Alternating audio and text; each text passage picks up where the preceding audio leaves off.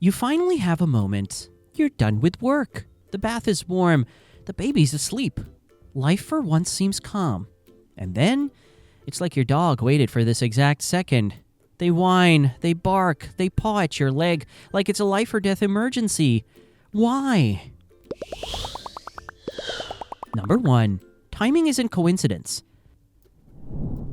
Sometimes, doesn't it feel like your dog has a sixth sense for when you really don't want attention? Because in those moments when you really want to be alone, that's when they surface. It sometimes feels like if you were to start juggling Japanese kitchen knives, that would be the moment your dog would most want to headbutt you in the shins. The thing is, I'm not here to dispute that sentiment. Your dog actually does kind of have a sixth sense for when would be the worst time to demand attention. But it's not deliberate sabotage, nor is it bad behavior.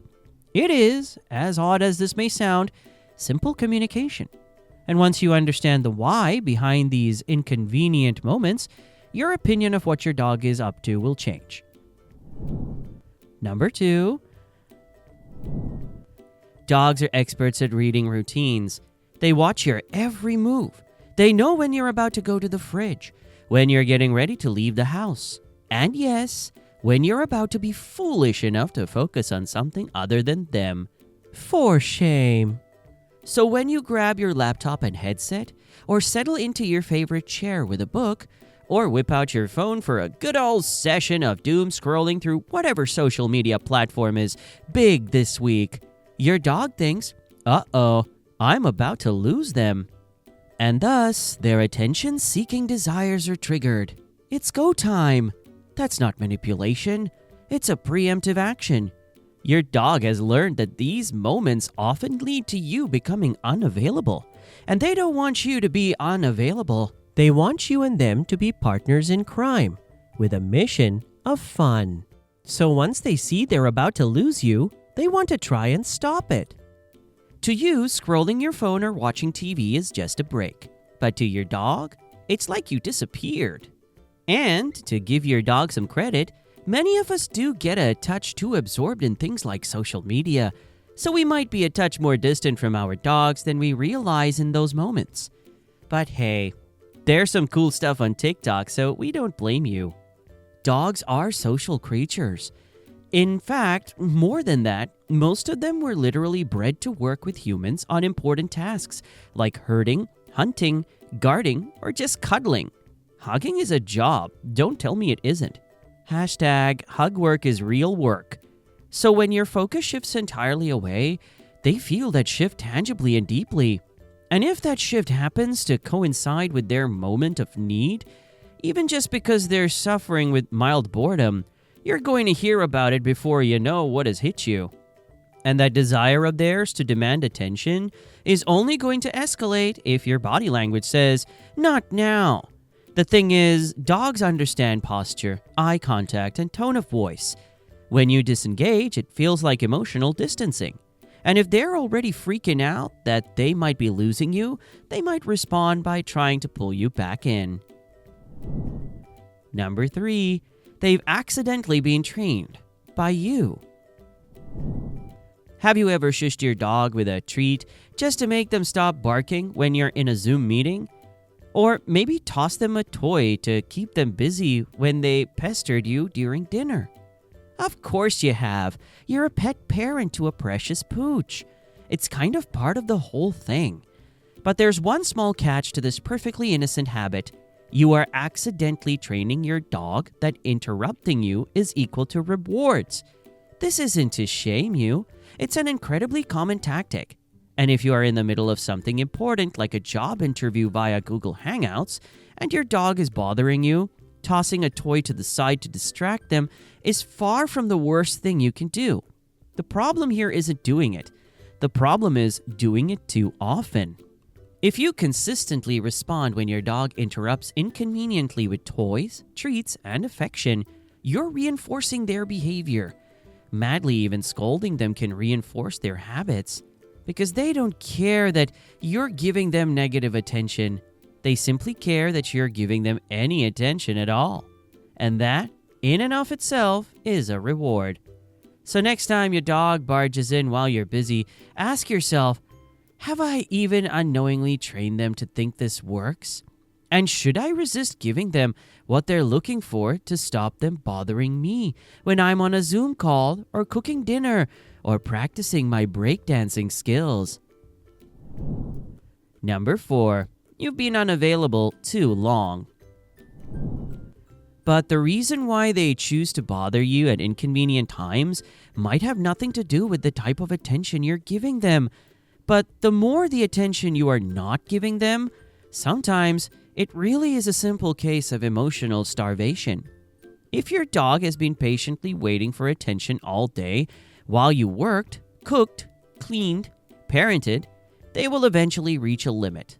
They were fine to tolerate the fact you have other stuff going on in your life. They're not monsters, but they feel it. Eventually, it needs to be their time to be your priority. And do you know what? They're right. The problem is that reaching of their limits might happen at the worst possible moment. Just when you're finally relaxing, there you are, trying to enjoy a cup of Earl Grey as you watch the latest video from your favorite YouTube channel, which is this one, right? Oh gosh, say it's this one.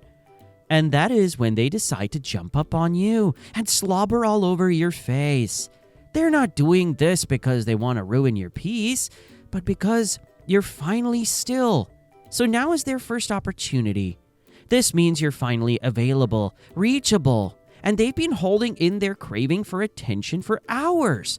So when they demand attention at that exact moment, that's not sabotage, that's release. It means that, through no fault of your own, you've left them waiting a little too long. Number 5. Anxiety peaks when you're distracted. But sometimes it's not really about the fact you've not been giving them attention, but more how they feel when they're not getting attention, which sounds like a subtle difference, but it's an important one. In the prior example, it's all about your dog freaking out because they've been waiting too long for attention from you. But what I mean at this point is separation anxiety. Sometimes it has nothing to do with your dog missing you and is more about how much they struggle with the alone period. Some dogs suffer from separation anxiety, not just when you leave the house, but even when you emotionally leave the room.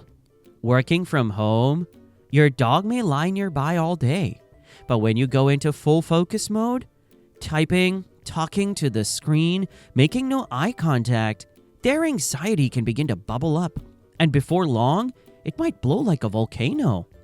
To them, you're right there, but also not. That mismatch creates tension, and that tension demands release. Maybe in the form of something small like pawing or whining, but it could escalate to frantic pacing, or even loud and annoying barking. Number 6. Boredom has reached critical mass. But in all this debate about the many different reasons why your dog might suddenly be craving attention, it's easy to forget that sometimes it might not be too big of a deal at all. Sometimes, at the risk of being obvious, they might just be bored. Because here's the thing, a bored dog is a creative dog, and creative dogs can be a touch inconvenient.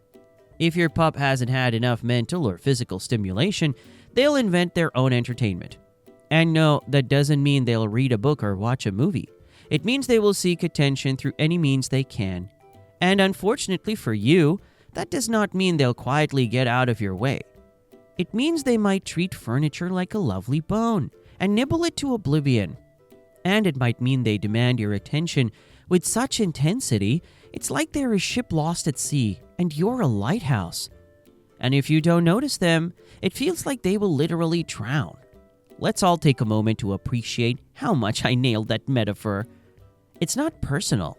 It's just that their internal needs have overflowed, and you're the nearest outlet. Want fewer interruptions? One way to handle this will be to ensure they are mentally and physically stimulated before you need to settle down and do your thing, so your precious pooch feels like they got their fill earlier. For example, try having a little play session before you settle down for your work session. I mean, you'll enjoy that as well, so it's a win-win. But if you don't have the time or energy because you were born in the 50s or earlier, Try investing in a few puzzle toys you can give them to keep their minds occupied while you sit in meetings about meetings to arrange more meetings all day. Ultimately, if your dog ever interrupted you in the middle of something important, it means they love you and want your time. And ignoring that might be something they can't forgive. And if you want to know what 5 other things they can't forgive, check out this next video.